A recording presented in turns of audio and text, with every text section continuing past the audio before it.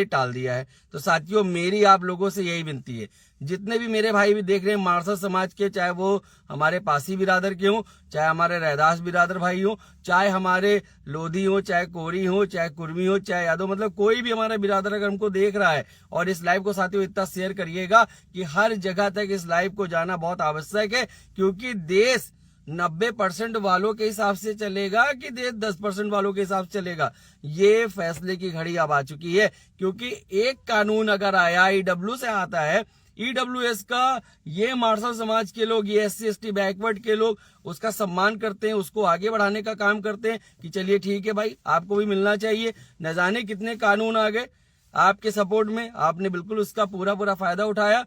कोई दिक्कत नहीं है, हम अखंड भारत के लोग हैं, भारत के राष्ट्रवाद के मुद्दे को पूरा सम्मान करते हैं। लेकिन जब उस तबके को कोई भी लाभ मिलता आपने देखा, तो आप लोग पूरी नंगई पे आ गए, अपने कपड़े उतार के आप लोग बताओ प्रदर्शन कर रहे हैं। तो मैं यही बात कहना चाहता हूं अपने व्यूअर्स से, अपने लोगों से, कि साथियों, जब हिंदू राष्ट्र बनाने की जो कवायद बीच में चल रही थी और हमारे लोग ट्रैक्टर ट्राली बस में भर करके और अपना लुटिया अपनी थाली लेकर के इनके शिविर में रुक रहे थे, तो आप मुझे बता दो कि हिंदू राष्ट्र बन जाएगा तो आपको मिलेगा क्या? क्या आपको ये एक भी फायदा होने देंगे क्या?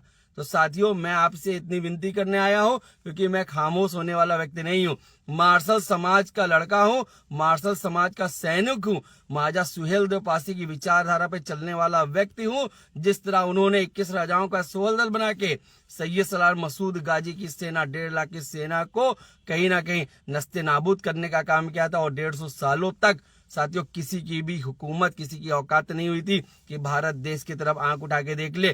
तो मैं भी उसी ब्लड से, उसी DNA से हूं, और इस सुप्रीम कोर्ट के स्टे के खिलाफ में साथियों हम सभी लोग प्रदर्शन करेंगे 2 फरवरी को। 2 फरवरी को मैं सभी को आमंत्रित करता हूं। आप लोग इस लाइव को साथियों अधिक से अधिक शेयर कर दीजिएगा, क्योंकि आप लोगों को भी शांत नहीं बैठना है। अगर आप शांत बैठ गए साथियों, तो इसी तरह से देश चलता रहेगा।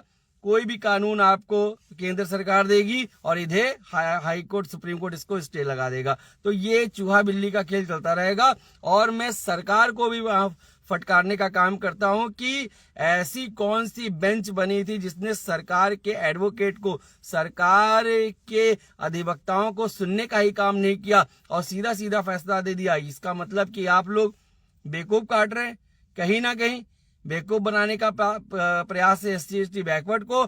एक तीर से आप 3 निशाने धारण कर रहे हैं कहीं ना कहीं। तो मैं तो यहाँ पे सीधा सीधा सरकार की बात करता हूं कि एक तरफ आप UGC कानून लाते हैं, लड्डू दिखाते हैं, लॉलीपॉप दिखाते हैं, और दूसरी तरफ बिना अधिवक्ताओं को सुने हुए कैसे फैसला दे दिया गया।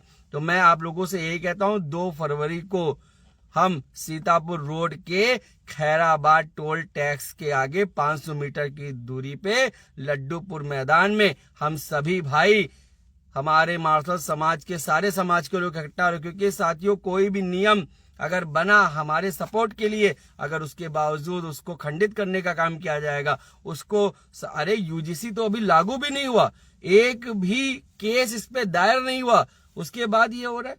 भाई, हमने देखा अध्यापक भर्ती के नाम पर बिल बना, लोग